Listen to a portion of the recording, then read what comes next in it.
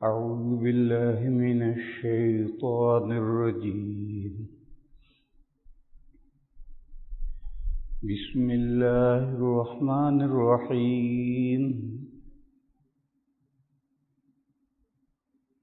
يا أيها الذين آمنوا لا تأكلوا الربا أضعافا مضاعفة واتقوا الله لعلكم تفلحون. واتقوا النار التي أعدت للكافرين وأطيعوا الله والرسول لعلكم ترحمون. صدق اللہ مولانا. ایک حدیث شریف ہے، ایسا زمانہ آئے گا کہ لوگ سود سے نہیں بچ سکیں گے. اگر بچ جائیں گے تو اس کے دھوئیں سے نہیں بچ سکیں گے. پوری کوشش کر لیں گے بچنے کی تو ابھی اس کے دھوئیں سے نہیں بچ سکیں گے. بزرگوں اور بھائیوں، آج وہ زمانہ آ گیا ہے.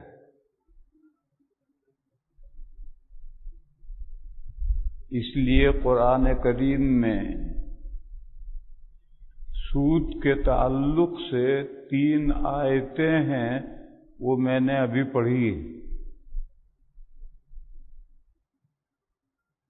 جاننا چاہیے کہ سود کی 3 قسمیں ہیں.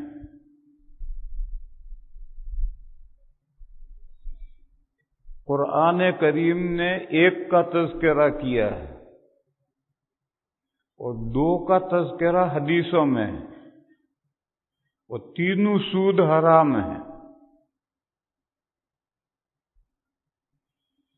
ایک ربا القرض ہے، کسی کو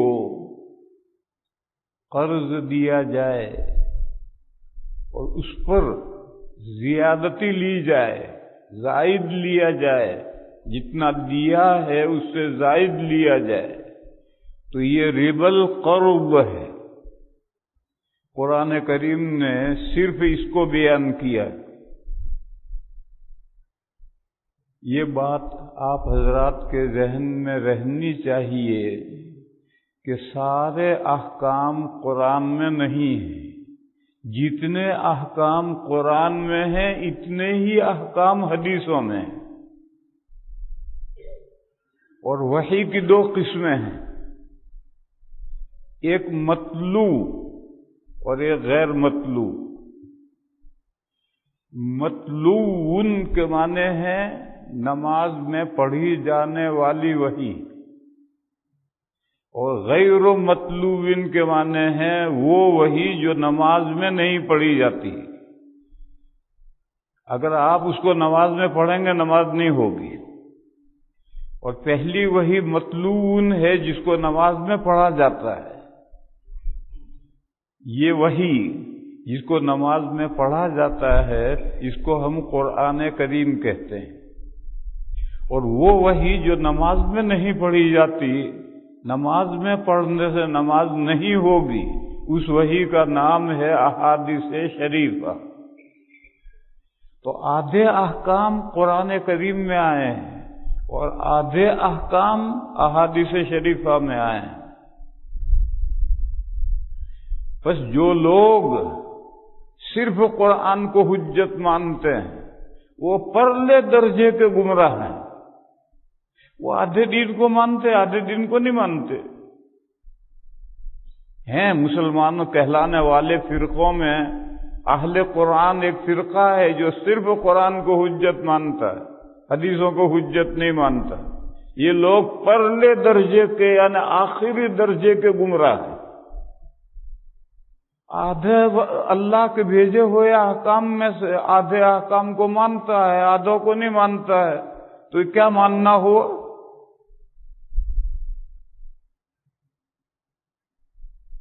اسلام کے لیے اللہ کے یہاں سے آئے ہوئے تمام احکام کو ماننا ہے، جبھی وہ مسلمان ہے۔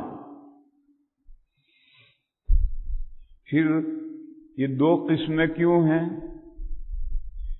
پہلی وحی جو متلون ہے، جو قرآن کریم ہے، یہ اللہ کا کلام ہے، اور دوسری وحی جو غیر متلون ہے، اس کا مضمون تو اللہ کے یہاں سے آیا ہے، مگر اس کو الفاظ کا جامہ، کپڑا نبی پاک صلی اللہ تعالی علیہ وسلم نے پہنایا ہے، یعنی وہ الفاظ حضور کے الفاظ ہیں، اللہ کا کلام نہیں ہے۔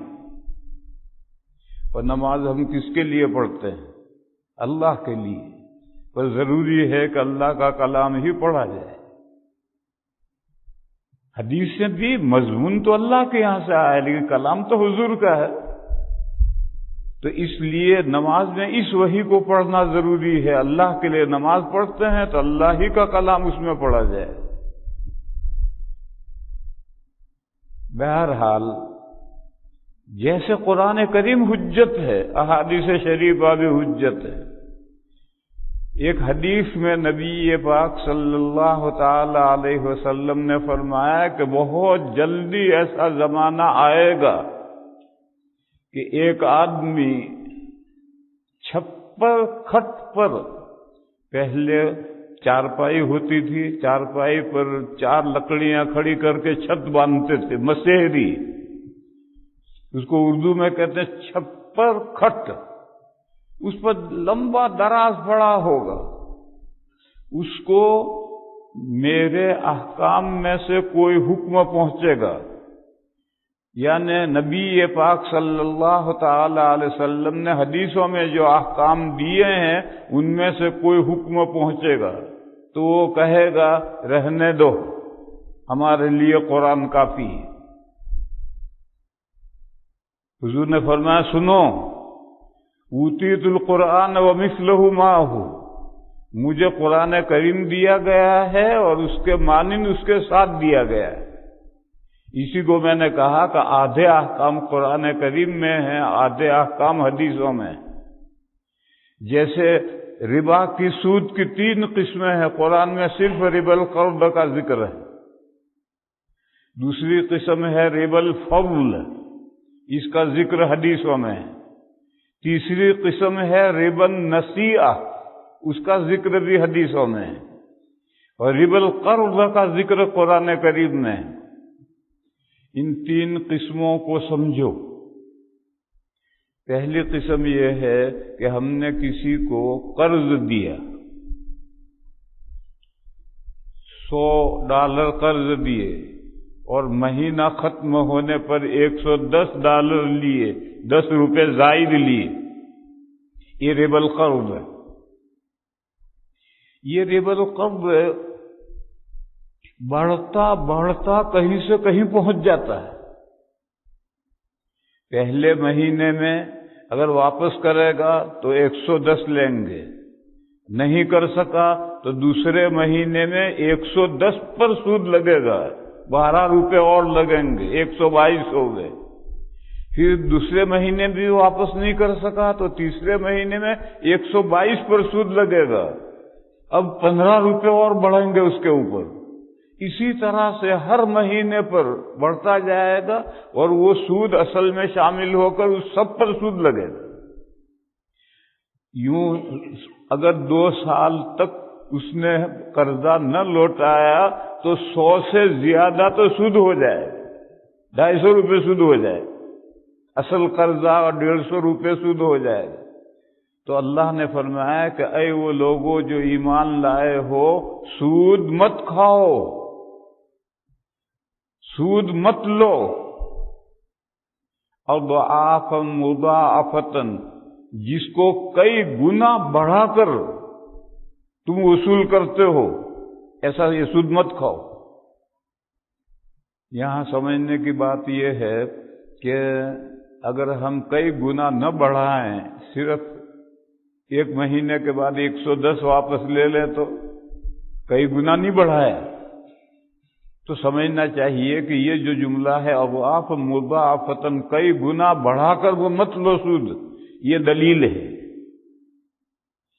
یعنی سود ناجائز کیوں ہے؟ اس لیے ناجائز ہے کہ 100 روپے قرضہ دیا تھا اور 5 سال کے بعد ہم نے 1000 روپے وصول کی۔ یہ کون سی عقل مندی کی بات ہے؟ ہم نے 100 روپے دیے تھے اور 900 روپے اس پر ہم نے زائد لیے۔ یہ تو غریب کا خون چوسنا ہے۔ جس نے 100 روپے قرض لیا ہے وہ حاجت مند ہے، جبھی تو بیچارے نے لیا ہے۔ بجائے اس کے کہ وہ 2 سال کے بعد واپس کر رہا ہے، تم 50 چھوڑ دو، کبھی 50 مجھے واپس کر دے، چل 50 معاف ہو۔ اس کے بجائے 1000 روپے لے رہا ہے۔ یہ تو غریب کا خون چوسنا ہے۔ اللہ کی شریعت میں اس کی گنجائش کہاں ہو سکتی؟ یہ قاعدہ یاد رکھو، شریعت مالدار کا نقصان تو برداشت کر لیتی ہے، غریب کا نقصان برداشت نہیں کرتی۔ اللہ کی شریعت میں مالدار کا نقصان تو برداشت کر لیا جاتا ہے، غریب کا نقصان برداشت نہیں کیا جاتا۔ ایک مثال سے سمجھو، ہماری گائے تھی یا بھینس تھی، اس کی پڈی تھی، بچڑی تھی، وہ ہم نے کسی کو آدھے پر پالنے کے لیے دے دیا کہ لے بھئی اس پڈی کو، اس بچڑی کو پال، جب یہ گابھن ہو کر بیائے گی تو آدھی تیری آدھی میری۔ یہ ناجائز ہے۔ کیوں ناجائز ہے؟ فرض کرو کہ وہ بڑی ہوئی، 5 سال تک اس کی خدمت کی، وہ بڑی بھی ہو گئی، گابھن بھی ہو گئی، ابھی بچہ پیدا نہیں ہوا تھا کہ گائے مر گئی،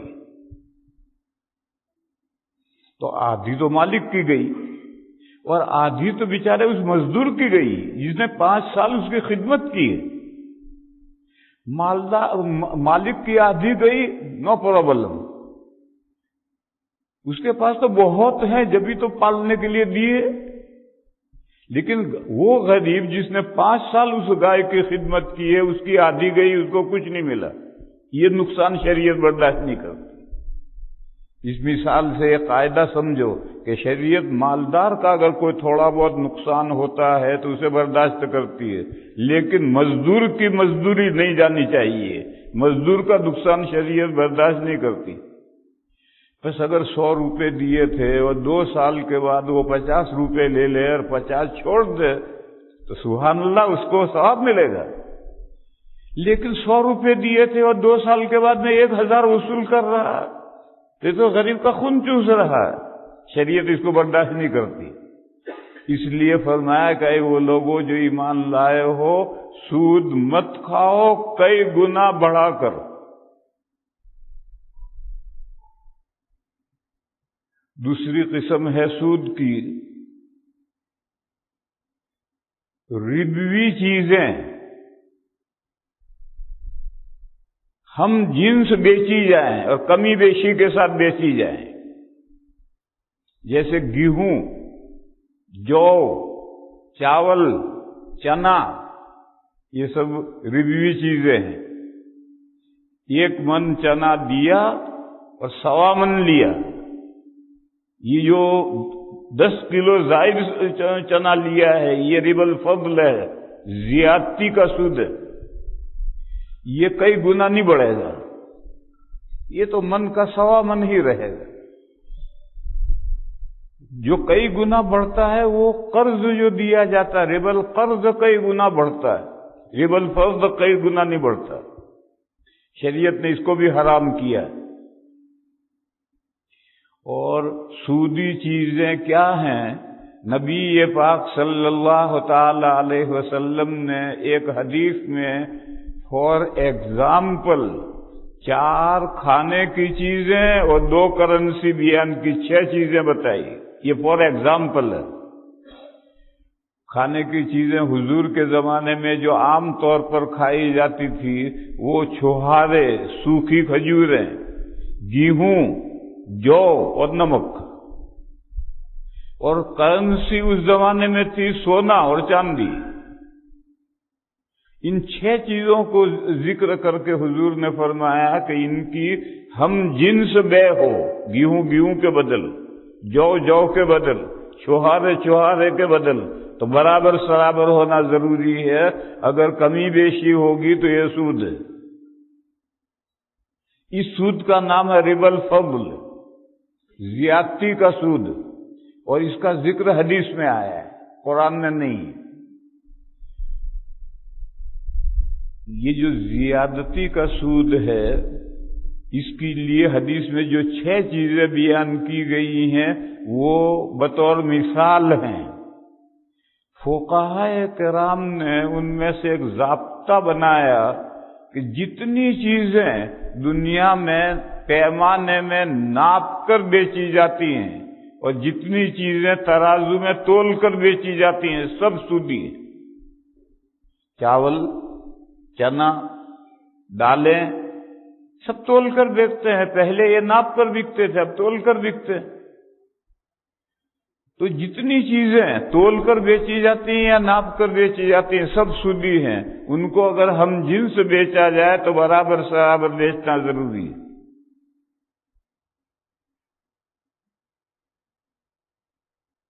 اور تیسری قسم ہے ربا النسیہ۔ یہ جو ربا الفضل ہے، اس میں ہم جنس بیچو تو برابر سرابر، خلاف جنس بیچو تو کمی بیشی ہو سکتی ہے۔ ایک طرف گیہوں ہے، ایک طرف چنا ہے، تو 1 من گیہوں دے کر کے 1.5 من چنا لے سکتے ہیں، کمی بیشی ہو سکتی ہے، لیکن ادھار نہیں ہو سکتا۔ اگر ادھار ہے، کسی ایک جانب بھی ادھار ہے تو یہ ربا النسیہ ہے، ادھار کی وجہ سے سود۔ یہ جو ادھار کی وجہ سے سود ہے، اس کا سود ہونا جلدی سے سمجھ میں نہیں آتا، لیکن سمجھنا چاہے تو آسانی سے سمجھ میں آئے گا۔ آج تو ہم نے 1 من گیہوں دے کر 1.5 من چنا دیا، گیہوں تو 1 من دے دیا، اور چنا لیں گے 6 مہینے کے بعد، تو 6 مہینے کے اندر تو بھاؤ اوپر نیچے ہو سکتا ہے۔ 1 من گیہوں کے بدلے میں 1.5 من چنا زائد بھی ہو سکتا، کم بھی ہو سکتا۔ اسی طریقے سے سونا اور چاندی کی آپس میں بے ہوئی، اور 1 سال کے بعد ابھی سونا دے دیا، چاندی 1 سال کے بعد، 1 سال کے اندر تو بھاؤ اوپر نیچے ہو جائے۔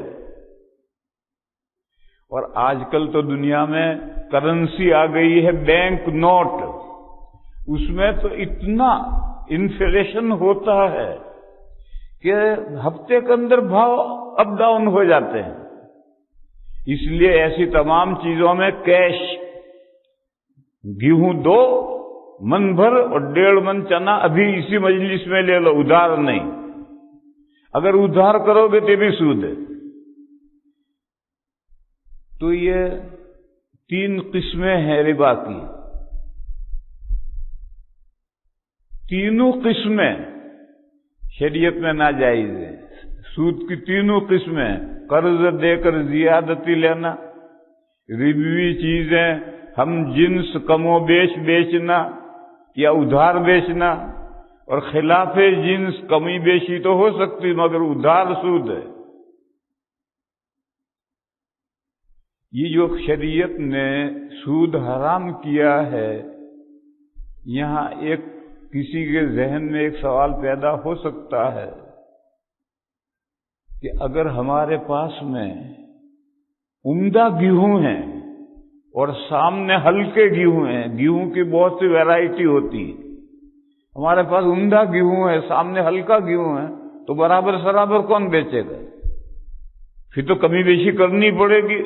شریعت کہتی نہیں، کمی بیشی نہیں ہو سکتی۔ جیدھا و ردیھا سواء، اعلیٰ درجے کی ویرائٹی اور معمولی درجے کی ویرائٹی، اس کا سود کے باب میں اعتبار نہیں۔ اگر آپ عمدہ ویرائٹی اور ہلکی ویرائٹی کا فرق ظاہر کرنا چاہیں تو 2 الگ الگ بیعیں کرو۔ اعلیٰ ویرائٹی کا جو گیہوں ہے اسے درہم، دینار یا کرنسی میں بیچو، پھر جو کرنسی آئے اس سے معمولی ویرائٹی کے گیہوں خریدو، جتنے بھی آ جائے۔ آپ کو 2 بیعیں کر کے عمدہ اور ہلکے کا فرق ظاہر کرنا پڑے گا. عمدہ ویرائٹی اور ہلکی ویرائٹی کے گیہوں کو آپس میں ایک دوسرے کے ساتھ بیچ کر عمدہ اور ہلکے کا فرق ظاہر نہیں کر سکتے. اس کے لیے دو بیعیں الگ الگ کرنی پڑیں گی. گولڈ ہے تو سارے سونا ایک جیسا تھوڑا ہی ہوتا ہے. بس اگر آپ کیرٹ کے وجہ سے جو گولڈ اوپر نیچے ہوتا ہے اس کا فرق ظاہر کرنا چاہتے ہیں تو دو بیعیں الگ کریے. ایک کیرٹ کے ڈالر میں بے کر دو، ہی جو ڈالر آئے اس سے دوسرے کیرٹ کے گولڈ خرید لو. تو دو بیعیں کر کے فرق تو ظاہر کر سکتے ہو. آپس میں عمدہ اور ہلکی ویرائٹی کو مقابلہ کر کے کمی بیشی جائز نہیں. جب یہ سود کی حرمت نازل ہوئی تو مشرکین مکہ نے ایک سوال کیا. انہوں نے کہا انما البیع مثل الربا. انہوں نے کہا ہم جو دکان کرتے ہیں اور دکان میں چیزیں بیچتے ہیں تو 100 روپے کی چیز لائے اور 110 میں بیچ دی، نے 10 روپے کا نفع لیا. تو اگر ہم 100 روپے اس کو قرض دے کر 110 لیں یہ تو وہی بات ہوئی. 100 روپے کی چیز لا کر 110 میں بیچی، 10 روپے نفع لے لیا، جائز. 100 روپے قرض دے کر 110 لیے، یہ ناجائز. یہ عجیب بات ہے. یہ دونوں ایک جیسی شکل ہے، چاہے دے کر کے لو چاہے سود دے کر لو.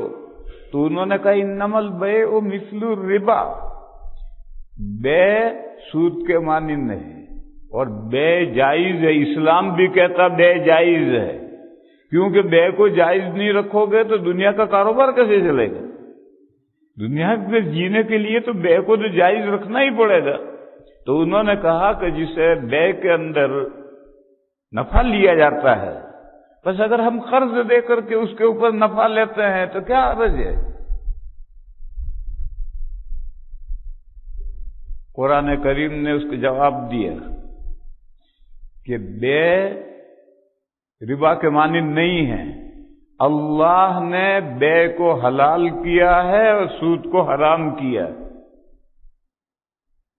یہ جو لفظ بے ہے اور لفظ ربا ہے، اس لفظ کے اندر اشارہ کیا کہ بے جائز کیوں ہے اور سود حرام کیوں ہے. اس کو میں سمجھانا چاہتا ہوں.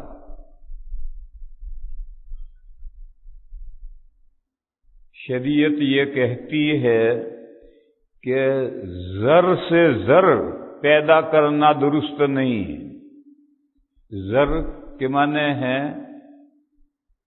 SUM، سم، کیش. زر سے زر پیدا کرنا شریعت اس کی اجازت نہیں دیتی.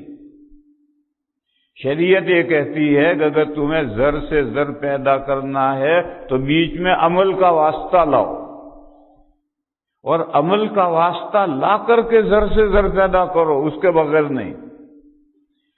آپ کے پاس 100 روپے ہیں، 100 روپے کی کوئی چیز خرید کر لاؤ اور لا کے دکان میں بیچو، تو یہ عمل آیا بیچ میں. اب 100 کے 100 کے 110 بنا سکتے ہو، لیکن تم 100 دے کر 110 بناؤ زر سے زر، شریعت اس کی حوصلہ افزائی نہیں کرتی. اور کیوں حوصلہ افزائی نہیں کرتی؟ اگر زر سے زر پیدا کرنے کی اجازت دے دی جائے گی تو ملک کی دولت چند ہاتھوں میں سمٹ جائے گی.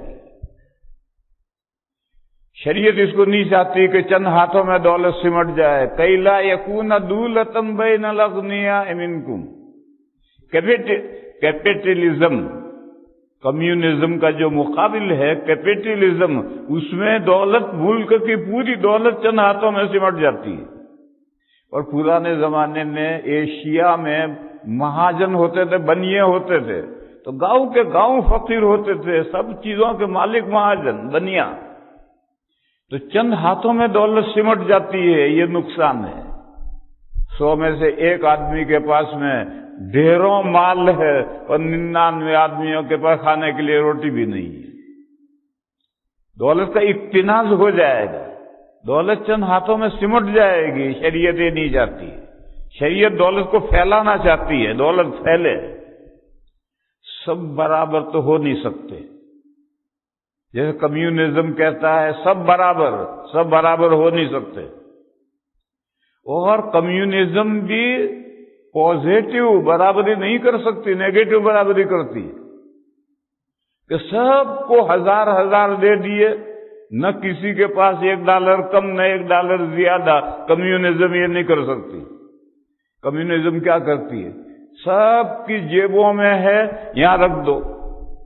سب نے جیب خالی کر کے رکھ دیا، کہا جاؤ تم سب برابر ہو گئے۔ سب کے پاس جو کچھ تھا گورنمنٹ نے لے لیا اور کہا جاؤ تم سب برابر ہو گئے۔ تو نیگیٹو برابری تو کر سکتی ہے کمیونزم، پازیٹو برابری نہیں کر سکتی۔ لہذا یہ تو ممکن نہیں ہے کہ ہر تمام انسان مال میں یکساں ہو جائے، یہ ناممکن ہے۔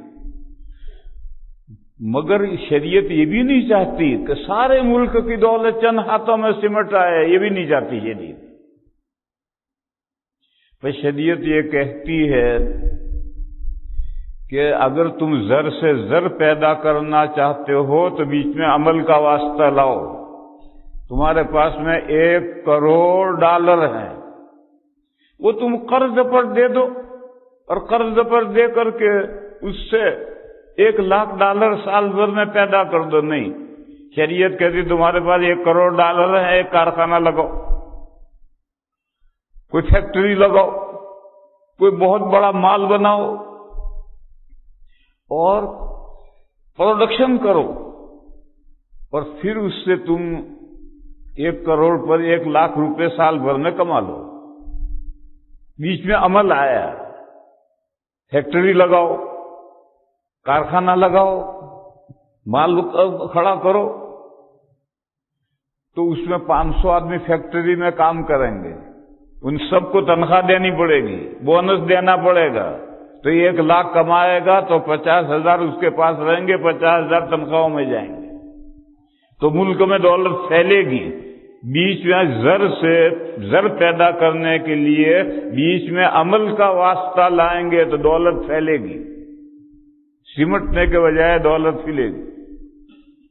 دوسرا نقصان یہ ہے کہ زر سے زر پیدا کرنے کی اجازت دے دی جائے گی تو ملک میں بے روزگاری پھیل جائے گی۔ جو مہاجن ہیں، بڑے بڑے بنیے ہیں، ٹھاٹ سے بیٹھے بیٹھے قرضے دیں گے، سود لیں گے، قرضے دیں گے، سود لیں گے، اور پورے ملک کے پاس کوئی کام ہی نہیں ہے۔ اور جب یہ فیکٹری لگائے گا تو 500 آدمیوں کو نوکری ملے گی، کام ملے گا۔ تو زر سے زر پیدا کرنے میں بے روزگاری ملک میں پھیلے گی، اور دولت سمٹ کر کے چند ہاتھوں میں آئے گی۔ ان 2 وجہ سے اسلام نے یہ کہا کہ آپ زر سے زر نہیں پیدا کریں گے۔ اگر آپ کو پیسے سے پیسہ پیدا کرنا ہے تو بیچ میں عمل کا واسطہ لاؤ۔ فرمایا کہ اللہ نے بے کو جائز کیا، یہ بے ایک عمل ہے۔ پیسے سے ایک چیز 100 کی خرید کے لائے، پھر اس کو 110 میں بیچا، تو یہ بے جو بیچ میں ہے یہ عمل ہے۔ 100 سے 110 ہم نے بدائے، مگر بیچ میں عمل کو لائے، ہم بے کیے۔ اور ربا کو اللہ نے حرام کیا ہے، کیونکہ ربا میں ڈائریکٹ زر سے زر پیدا ہوتا ہے۔ $100 قرضہ دیا، $110 لے لیا، بیچ میں کوئی عمل نہیں آیا، ڈائریکٹ زر سے زر پیدا ہوا، اسلام نے اس کو حرام کیا۔ میرے بھائیوں، اب اسی طرح سے سمجھو، آج کل اسلامک بینکیں کا ایک سلسلہ چل پڑا ہے پوری دنیا میں، اور آپ کے اس ویسٹرن کنٹریز میں بہت زیادہ اس کا سلسلہ چل پڑا ہے۔ بس سمجھ لو کہ کوئی بینک اسلامی نہیں ہو سکتا۔ بینک کی ڈیفینیشن ہی یہ ہے کہ زر سے زر پیدا کرو، بیچ میں عمل کا واسطہ نہیں۔ بس کوئی بینک اسلامی ہو ہی نہیں سکتا۔ ہمارے بڑے عالم ہیں حضرت مولانا مفتی تقی عثمانی صاحب مدہ ذلہ پاکستان کے ہیں، ان کے فتوے کی بنیاد پر یہ اسلامک بینکوں کا سلسلہ شروع ہوا۔ وہ بیچ میں مرابحہ لاتے ہیں، بینک پرچز۔ آپ ایک مکان خریدیں، ڈاؤن پیمنٹ آپ کریں، باقی پیمنٹ بینک کرے، پھر وہ بینک وہ مکان آپ کو بھاؤ قیمت بڑھا کر قسطیں باندھ کر ادھار دے دے، اور وہ مکان خود اپنے پاس گروی رکھے، جب آپ ساری قسطیں بھریں گے تو وہ مکان آپ کا ہوگا۔ یہ اس کو بینک پرچز کہتے ہیں، اسی کو عربی میں مرابحہ کہتے ہیں۔ یہ انہوں نے ایک ہیلا بتلایا ہے اور اس ہیلے پر لوگ کام کرنے لگے۔ یہ ہیلا ہے، اور ایسا ہیلا ہے کہ بینکوں کے سود سے بھی خطرناک سود ہے۔ بہت مثالیں ہیں۔ آپ کے اسی ملک میں ایجیکس ہے، ایجیکس میں ایک مولانا عبد الماجد صاحب ہیں، انہوں نے مدرسہ بینک سے، اسلامک بینک سے قرضہ لے کر کے مدرسہ بنایا تھا، اور قسطیں بھرتے بھرتے تھک گئے، اور وہ پوری عمارت ہی بینک اسلامک بینک لے گئی، اور وہ خالی ہاتھ ہو گئے، کچھ بھی باقی نہیں رہا، بینک کرپٹ ہو۔ نیو یارک میں جس مدرسے میں ٹھہرتا ہوں، ان مدرسے والوں نے البرکہ بینک سے لون لے کر کے ایک مکان خریدا، مجھ سے چھپا کر، مجھے نہیں بتایا، میں سمجھا انہوں نے کوئی قرض حسنہ لے کر خریدا ہوگا۔ 5 سال تک چندہ کر کر کے قسطیں بھرتے رہے، کیونکہ مکان میں تو مدرسہ شروع ہو گیا تھا، مسجد شروع ہو گئی تھی، آمدنی تو کچھ تھی نہیں، تو بینک کی قسطیں لوگوں سے چندہ کر کر کے بھرتے رہے۔ اب لوگوں نے چندہ دینا بھی بند کر دیا، آخر کہاں تک لوگ چندہ دیں گے؟ بینک کا مطالبہ شروع ہوا، تو بیچاروں نے وہ مکان بیچا، اور سارا جتنا پیسہ آیا تھا وہ بینک کو دے دیا، تب جان چھٹی۔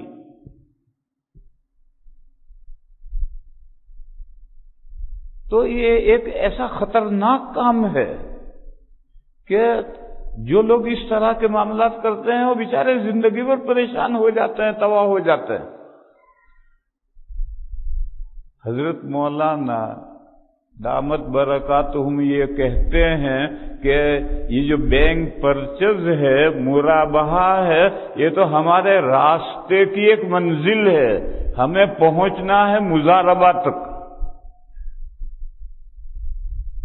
مگر وہ قیامت کی صبح تک نہیں پہنچ سکتے، مضاربہ تک پہنچ نہیں سکتے، وہ اسی بینک پرچز ہی میں پھنسے رہیں گے، کیونکہ جو گورنمنٹ انڈر ٹیک کاروبار ہوتے ہیں وہ لاس کرتے ہیں۔ تو یہ بینک کسی کو پیسہ دیں گے کہ تو کاروبار کر اور ہمیں نفع کما کر دے گا، کون نفع کما کر دے گا؟ سب کھا پی کر بیٹھ جائے گا، تو وہ کبھی مضاربت تک پہنچ ہی نہیں سکتے ہیں، اسی مرابحے میں رہیں گے، اور یہ مرابحہ ہیر پھیر ہے، سود کا ایک ہیلا ہے، ہیلے سے آگے کچھ نہیں۔ بہرحال بینکیں، چاہے کوئی بینک ہو، اس کا ڈیفینیشن ہی ہے پیسے سے پیسہ پیدا کرنا، بیچ میں عمل کا واسطہ نہیں، اور شریعت پیسے سے پیسہ پیدا کرنے کو ربا کہتی ہے، سود کہتی ہے، اس کو جائز نہیں قرار دیتی، وہ کہتی تمہیں پیسے سے پیسہ پیدا کرنا ہے، بیچ میں عمل کا واسطہ لاؤ، تاکہ دولت سمٹے نہ، دولت پھیلے، تاکہ غریبوں کو روزگار ملے، کام کاج ملے۔ ان دو حکمتوں سے اور دو مصلحتوں سے شریعت نے اس حکم کو، اس ربا کو ناجائز قرار دیا، اور فرمایا کہ اللہ سے ڈرو تاکہ تم کامیاب ہو، اگر کامیابی چاہتے ہو تو اللہ سے ڈرو، اور اس طرح کا سود نہ لو نہ دو۔ یہاں یہ بات سمجھنی چاہیے کہ قرآن نے یہ کہا لا تاکلوا الربا، سود مت کھاؤ، یعنی سود مت لو، سود لینا جیسا گناہ ہے ایسا ہی دینا گناہ ہے. گناہ میں دونوں چیزیں برابر ہیں.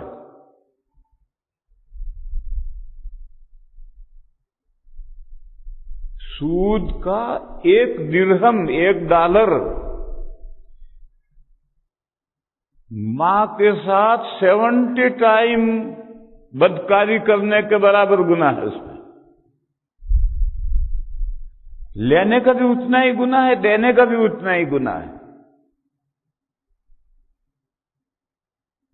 کیونکہ تالی 2 ہاتھ سے بجتی ہے. کوئی لے گا تو کوئی دے گا، اور کوئی دے گا تو کوئی لے گا. نہ کوئی لینے والا ہوگا نہ دینے والا ہوگا تو کہاں سے آئے گا؟ اور اگر کوئی یہ کہے کہ قرآن میں تو لا تاکلوا آیا ہے، سود مت لو، دینے کی تو ممانعت نہیں آئی، تو اس کا جواب یہ ہے کہ قرآن میں بہت سی جگہ پر آدھا مضمون بیان کر کے آدھا فہم سامع پر اعتماد کر کے چھوڑ دیا جاتا ہے. اللہ تعالیٰ نے انسان کو پیدا کیا ہے، انسانوں کی صلاحیتوں سے اللہ واقف ہے. انسان بے وقوف مخلوق نہیں ہے، اللہ نے انسانوں کو بے وقوف نہیں بنایا. بس آدھا مضمون بیان کر کے آدھا مضمون چھوڑ دیا جاتا ہے سامع کے فہم پر اعتماد کر کے کہ باقی آدھا وہی سمجھ لیں. جیسے اللہ پاک نے فرمایا قل اللہم مالک الملک تؤتی الملک من تشاء وتنزع الملک ممن تشاء وتعز من تشاء وتذل من تشاء بیدک الخیر. کہیے اے اللہ ملک آپ کا ہے، بیدک الملک، دیتے بھی آپ ہیں روکتے بھی آپ ہیں، لے لیتے بھی آپ ہیں، دیتے بھی آپ ہیں، لے بھی آپ لیتے ہیں، دوسرا کوئی لینے والا نہیں. عزت بھی آپ بخشتے ہیں اور رسوائی سے بھی آپ 2-4 کرتے ہیں. خیر آپ کے ہاتھ میں ہے. تو سوال یہ ہے کہ شر کس کے ہاتھ میں ہے؟ انہی کے ہاتھ میں ہے، مگر اس کو چھوڑ دیا. وہ خود ہی انسان سمجھے گا کہ جب دینے والے ہیں وہ ہیں، لینے والے بھی وہ ہیں، عزت بھی وہ دیتے ہیں، عزت ذلیل بھی وہ کرتے ہیں، تو خیر بھی ان کے ہاتھ میں اور شر بھی ان کے ہاتھ میں ہے، مگر اس کا تذکرہ چھوڑ دیا. قرآن کریم بہت جگہ ایسا کرتا ہے. اب آپ سوچئے 2 فیکٹر ہیں، 2 عوامل ہیں، ایک تو سود دے رہا ہے اور ایک سود لے رہا ہے. لینے والا ہوگا تو دینے والا دے گا، اور دینے والا دے گا تو لینے والا لے گا. 2 فیکٹر ہیں، دونوں ہوں گے تو سود وجود میں آئے گا. بس آدھے کو بیان کیا. کون سا آدھا بیان کیا؟ غریب تو مجبور ہے لون لینے پر، مالدار پر کیا آفت آئی ہے سودی قرض دینے کی. غریب تو مجبور ہوتا ہے بہت سی مرتبہ، عزت جاتی ہے، جان سے مرتا ہے. مالدار کو کوئی ضرورت نہیں ہے، اس لیے مالدار کا تذکرہ کیا کہ سود مت کھاؤ. غریب کا ذکر خود ہی سمجھ میں آئے گا. اس کی میں مثال دوں. قرآن کریم میں مردوں کے تابع عورتوں کو کیا ہے. والسارق والسارقۃ فاقطعوا ایدیہما، چوری کرنے والا مرد اور چوری کرنے والی عورت دونوں کے ہاتھ کاٹو. تو مردوں کا ذکر پہلے آیا، عورتوں کا بعد میں، لیکن ایک جگہ پر عورتوں کا ذکر پہلے آیا ہے. الزانیۃ والزانی فاجلدوا کل واحدۃ منہما 100 جلدہ. زنا کرنے والی عورت، اس کو پہلے ذکر کیا. زنا کرنے والا مرد، دونوں کو 100 کوڑے مارو. یہاں یہ سوال پیدا ہوا کہ سارے قرآن میں مرد کا ذکر پہلے آتا ہے، عورت کا بعد میں آتا ہے، اور زنا کے مسئلے میں عورت کا ذکر پہلے کیوں ہے؟ تو مفسرین کرام نے جواب دیا کہ ورغلاتی عورت ہے، اس کی رضامندی ہی سے زنا ہوتا ہے، اگر وہ تیار نہ ہو تو پھر تو اس کو زبردستی کہتے ہیں، اور زبردستی تو بہت بڑا جرم ہے، اور زنا تو باہمی رضامندی سے ہوتا ہے، اس رضامندی میں ابتدا عورت کی طرف سے ہوتی ہے، اس لیے اس کا تذکرہ پہلے آیا۔ بس اسی طریقے سے میں کہہ رہا ہوں کہ لینے والا تو بیچارہ مجبوری ہے، مجبوری میں تو جھک مار کر دے گا، اس کی عزت جا رہی ہے، وہ مرنے کو ہو رہا ہے، لیکن لینے والے کے لیے کوئی مجبوری نہیں، اس لیے کہا کہ سود مت کھاؤ، سود مت لو۔ بس آدھا مضمون بیان کیا ہے، اس کا آدھا چھوڑ دیا ہے، لیکن حدیث شریف نے فرمایا کہ لینا اور دینا دونوں ایکول گناہ ہے، یکساں گناہ ہے۔ اس لیے میرے بھائیوں، یہ جو سود ہے یہ تو اب بینکوں کے پاس ہے یا مہاجنوں کے پاس ہے؟ مہاجن یعنی بنیے، اب یہاں تو بنیے ہیں نہیں، مہاجن تو ہے نہیں، مگر ہوں گے، یہاں بھی ہوں گے، مجھے معلوم نہ ہو، اس سے کیا فرق پڑتا ہے۔ اور بینکیں یہی کام کرتی ہیں، پیسہ دیتی پیسہ بناتی ہیں، پیسہ دیتی پیسہ بناتی ہیں، ڈائریکٹ بناتی ہیں یا ہلا کر لیتی ہیں۔ گورنمنٹ کی بینکیں جو ہیں وہ ڈائریکٹ بناتی ہیں، اور اسلامک بینکیں جو ہیں ہلا کر کے بناتی ہیں۔ بہرحال سب پیسے سے پیسہ بناتے ہیں۔ اس سود کا نام ہے ربا القرض، شریعت نے اس کو حرام کیا ہے۔ پھر دوسرا سود ہے ربا الفضل، زیادتی کا سود، اور یہ ان چیزوں میں ہے جو چیزیں تولی جاتی ہیں یا جو چیزیں پیمانے میں بھر کر کے ناپ کر دی جاتی ہیں، جیسے لیٹر کے پیمانے ہیں، پیٹرول، ڈیزل، بہت سے تیل، ان کا پیمانہ ہے، 1 لیٹر کا، لیٹر ایک پیمانہ ہے، پیمانے سے بھر بھر کر دیتے ہیں۔ اور بہت سی چیزیں ہیں جو تول کر بکتی ہیں، دنیا میں جتنی چیزیں تول کر بکتی ہیں اور جتنی چیزیں پیمانوں میں بھر کر بیچی جاتی ہیں، سب ربوی چیزیں۔ اور اگر کوئی چیز ایسی ہے کہ وہ گن کر بکتی ہے یا گز کے ذریعے سے ناپ کر بیچی جاتی ہے، تو وہ سودی چیزیں نہیں ہیں۔ جیسے کشمیر میں اخروٹ گن کر بیچتے ہیں، 1 سینکڑا 100 اخروٹ کا یہ بھاؤ۔ جیسے انڈے گن کر بیچے جاتے ہیں، اتنے 1 انڈے کا یہ، 10 انڈے کا یہ، تو یہ جو گن کر بکتی ہے، یہ کپڑا گز کے ذریعے سے 1 گز 2 گز 3 گز، یہ سودی نہیں ہے۔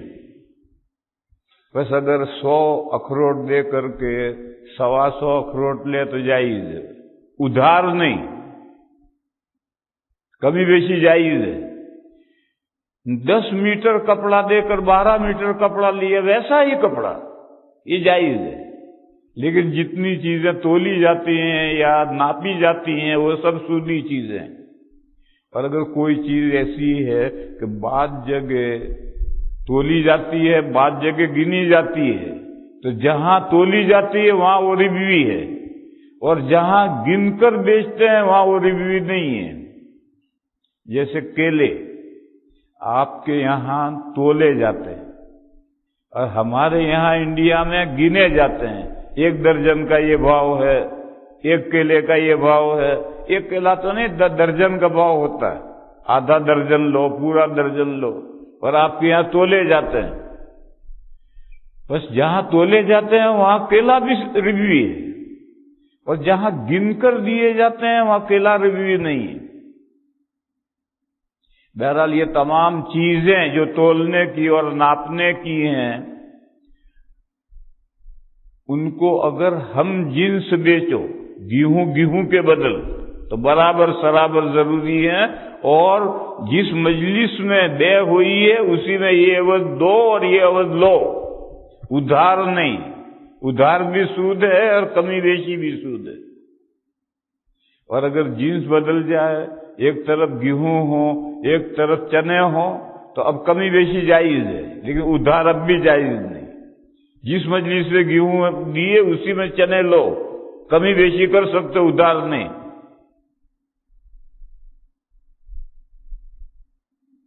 اگر ادھار کیا جائے گا تو یہ تیسرا سود ہے، ربا النسیہ۔ اور انسانوں کی عقلوں کی سمجھ میں نہیں آتا ہے کہ بھئی ایک آج اور ایک کل، اس میں کیا فرق پڑ گیا۔ تو آج اور کل میں تو فرق ظاہر نہیں ہوتا ہے اکثر، لیکن کبھی کبھی آج کل میں بھی فرق ظاہر ہوتا ہے۔ ایک مرتبہ ہم ترکی گئے، یہ 30 سال پہلے کا قصہ بتا رہا ہوں۔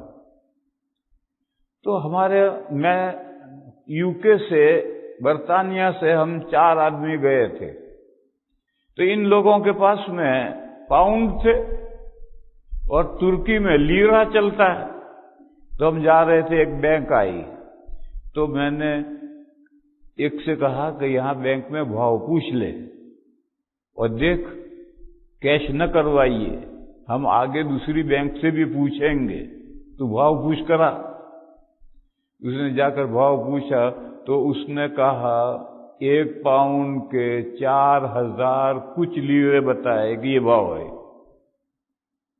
وہ چلا، کیونکہ میں نے کہا تھا کہ کیش کروائیے مت، بھاؤ پوچھ کر آ جا۔ وہ چلا۔ تو جب تھوڑا گیا تو مینیجر نے اس کو بلایا اور بلا کر کہا، دیکھ بھائی، یہ جو میں نے بھاؤ بتایا ہے یہ اس وقت کا بھاؤ ہے، تو ڈور پر جا کر واپس آئے گا تو ضروری نہیں یہ بھاؤ، گھٹ بھی سکتا ہے بڑھ بھی سکتا ہے۔ جو لائٹ کرنسی ہے، نکمی کرنسی ہے، ان میں انفلیشن اسی طرح سے ہوتا ہے، گھنٹے بھر میں کچھ ہے اور گھنٹے بھر میں کچھ ہو جائے۔ بس ایسی صورت میں اگر ادھار ہوگا تو صورتحال فوراً پتہ چل جائے گا کمی بیشی کا، اور مجلس میں کیش لینا دینا ہو گیا تو معاملہ نمٹ گیا۔ یہاں رک کر ایک بات مسئلہ سمجھ لو، 2 ملکوں کی کرنسیاں، یہ جو کرنسی ہے یہ من وجہن سونا چاندی ہے اور من وجہن سامان ہے، اسی لیے کرنسی نوٹ میں زکوٰۃ واجب ہے۔ جیسے سونے چاندی میں زکوٰۃ واجب ہے، اس لیے کہ اس میں بڑھوتری تقدیری ہے اور دوسری چیزوں میں بڑھوتری تحقیقی ہے۔ ایک آدمی کے پاس میں 40 بکریاں ہیں، یہ بکریوں کا نصاب ہے۔ 1 سال پورا ہوا تو 1 سال کے اندر 20 بکریاں بچے دے دیں گی۔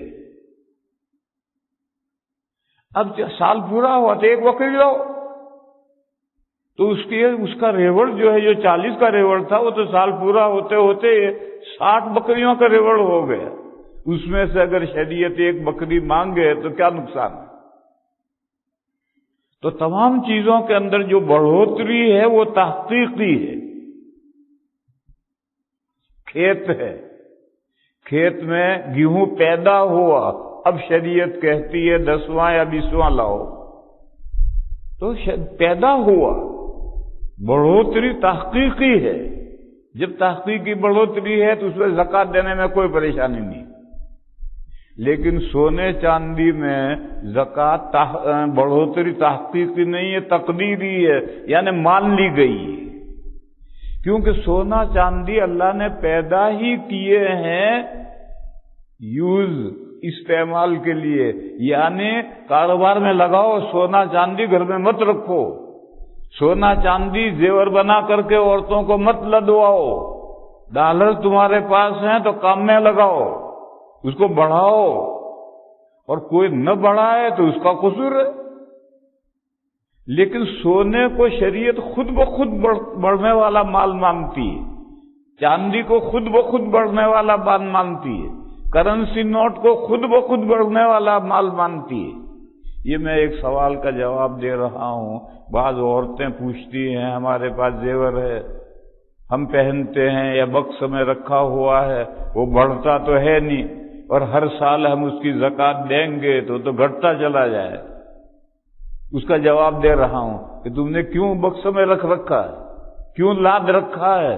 सोना चांदी और करेंसी नोट तो बढ़ाने के लिए है, वो तुम न बढ़ाओ तो तुम्हारा कसूर है। शरीयत की नजर में तो वो तकदीरी तौर पर बढ़ने वाला माल है, यानी उसको बढ़ने वाला शरीयत ने मान लिया है। अब कोई न बढ़ाए उसका कसूर है।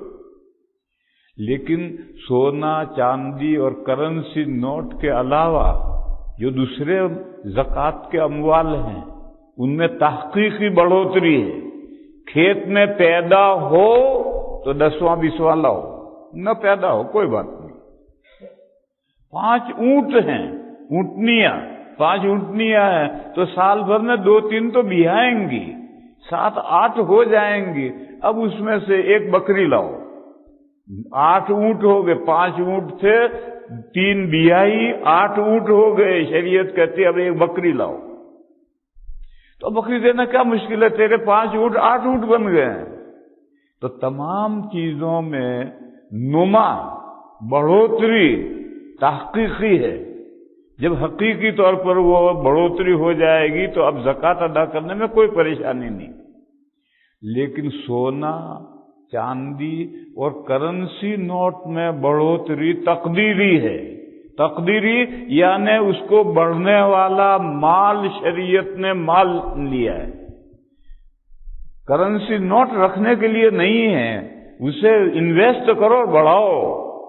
सोना चांदी लाद करके वो औरत घूम रही है, क्यों घूम रही है? अरे इसको बढ़ाओ।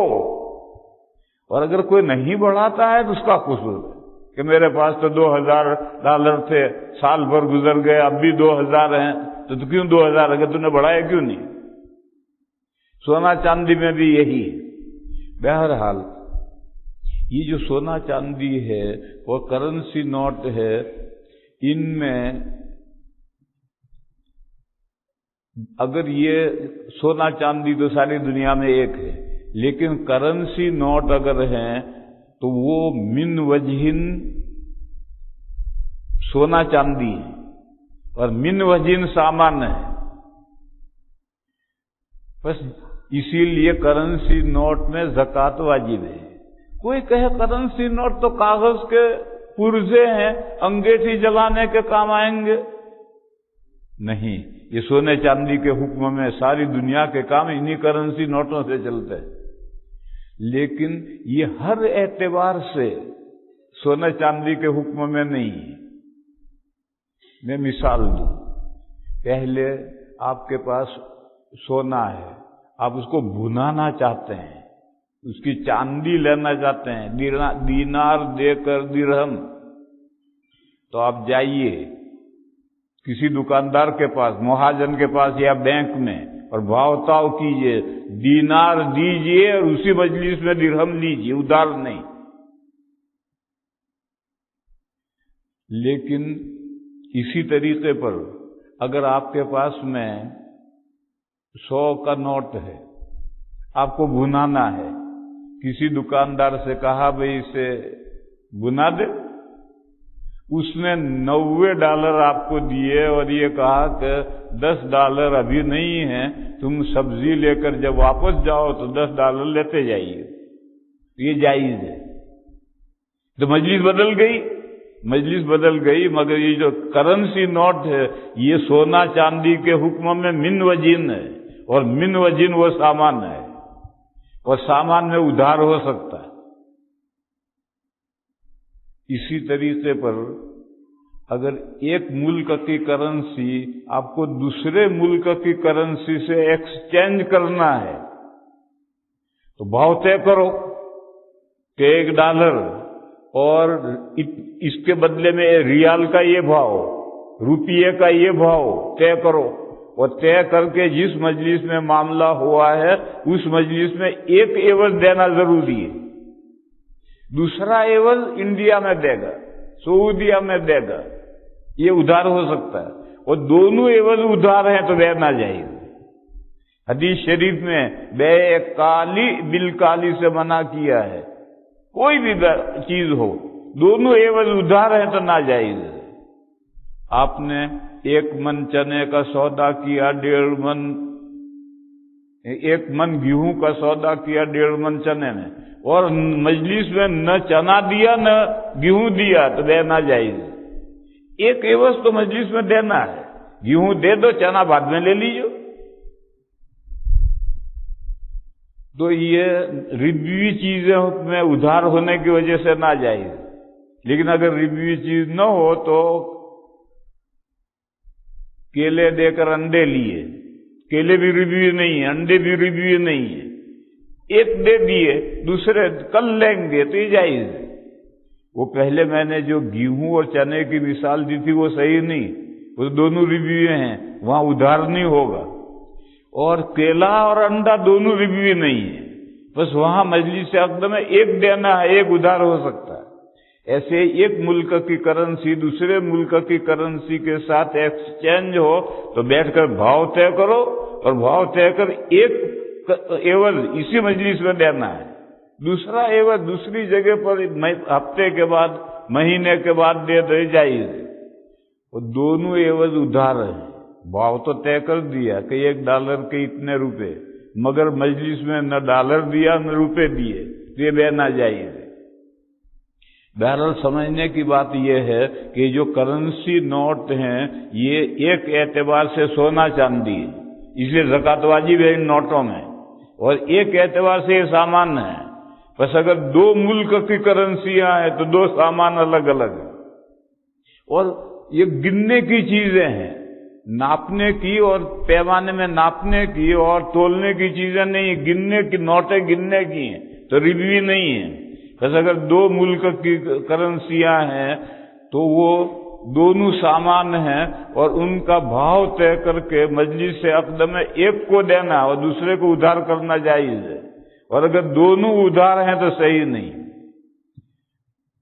तो टर्की का मैं वाकया बतला रहा था, मैनेजर ने कहा कि देखो इस वक्त का ये भाव है, तुम डोर पर जाकर वापस आओगे तो ये भाव होगा, ये जरूरी नहीं है, घट भी सकता है बढ़ भी सकता है। तो 2 मुल्कों की करेंसियों में तो फौरन ये बात समझ में आती है, लेकिन सोने चांदी में एकदम फर्क जाहिर नहीं होता। लेकिन बहरहाल अगर उधार है तो उधार तो कई महीने का कई साल का भी हो सकता है, और जब महीनों का और सालों को उधार होगा तो अप डाउन हो जाएगा भाव। इसलिए रिबन नसिया, रिबवी चीजों में उधार को भी शरीयत ने सूद करार दिया। बल्कि बुखारी शरीफ में हजरत उसामा रदी अल्लाह ताला अन्हु की हदीस है कि इन्नमर रिबा फिन नसिया, सूद तो उधार ही में है। बाद लोगों को इससे गलत फहमी हुई कि अगर दोनों एवज कैश हैं तो कोई सूद नहीं है, ये सही नहीं है। अगर दोनों एवज कैश है और कमोबेश हैं तो सूद है। और इसमें जो फरमाया है वो एम्फसाइज के लिए फरमाया है कि सूद तो रिबा ही में है। खैर, बात का खुलासा कर लें। मैंने बताया कि सूद की 3 किस्में हैं। रिबल कर्ज, इसका जिक्र कुरान में है और ये कई गुना बढ़ जाता है। दूसरा है रिबल फضल, ये कई गुना नहीं बढ़ता, मन और सवा मन ही रहेगा, कई गुना नहीं बढ़ेगा। और ये होगा तोलने की चीजों में और नापने की चीजों में। और तीसरा है रिबन नसिया, उधार, ये है रिबवी चीजों में, चाहे हम जिन्स बेचो या खिलाफे जिन्स बेचो, कोई एवज उधार नहीं होना चाहिए। अगर उधार है तो सूद है। ये तो मैंने तफसील इसलिए अर्ज की कि मुझे ये समझाना था कि ये जो बैंकों का सूद है, ये तो सूद है ही, सारी दुनिया इसे सूद जानती है।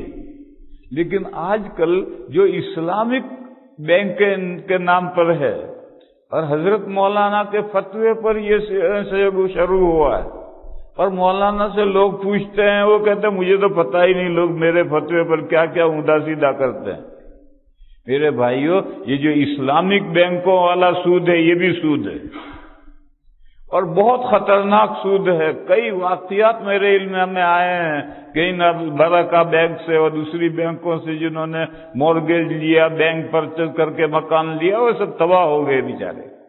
اس لیے میرے بھائیوں، سود سے بچنے کی پوری کوشش کرو۔ شریعت کی نظر میں سود کا $1 70 ٹائم ماں کے ساتھ زنا کرنے سے برا ہے۔ اللہ تعالیٰ اس مضمون کو سمجھنے کی توفیق عطا فرمائے۔